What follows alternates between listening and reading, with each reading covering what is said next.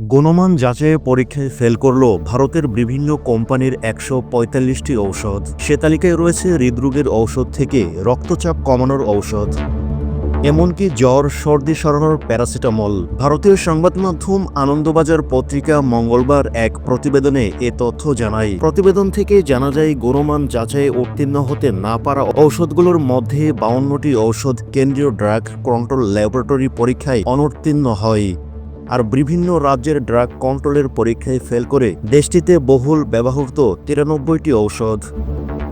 কলকাতার সেন্ট্রাল ড্রাগে ল্যাবরেটরিতেও বেশ কয়েকটি ঔষধ গুণগত মান যাচাই করা হয়। এর আগে জানুয়ারি মাসে গোটা দেশ থেকে বিভিন্ন ঔষধের নমুনা সংগ্রহ করা হয়।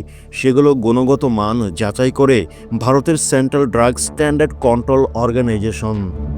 প্রত্যেক রাজ্যের ড্রাগ টেস্টিং ল্যাবে ঔষধের গুণগত মান যাচাইয়ের পরীক্ষা হয়। জানুয়ারি মাসে এই ১৪৫টি ঔষধকে নট অব স্ট্যান্ড কোয়ালিটি বা সঠিক গুণমানের নয় বলে চিহ্নিত করে ভারতের কেন্দ্রীয় সরকার।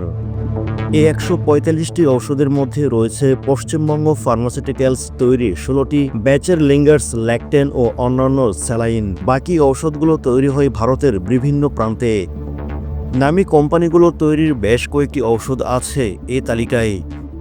দেশটির গণমাধ্যম জানায়, সম্প্রতি মেদিনীপুরের মেডিকেল কলেজে ৬ জন প্রসূতিকে পশ্চিমবঙ্গ ফার্মাসিউটিক্যালস তৈরি একটি বিশেষ ব্যাচ স্যালাইন দেওয়ার পর তারা অসুস্থ হয়ে পড়ে। অভিযোগ ওঠে তাদের মধ্যে একজনের পরে মৃত্যুও হয়।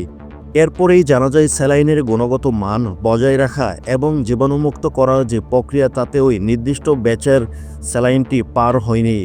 সে কথা জানিয়ে ওই রাজ্যের ঔষধ নিয়ন্ত্রণ সংস্থা সেন্ট্রাল ড্রাগ কন্ট্রোল অর্গানাইজেশন তারা ওই কোম্পানির ওই ব্যাচের স্যালাইন তৈরির কাজ স্থগিত করতে বলে।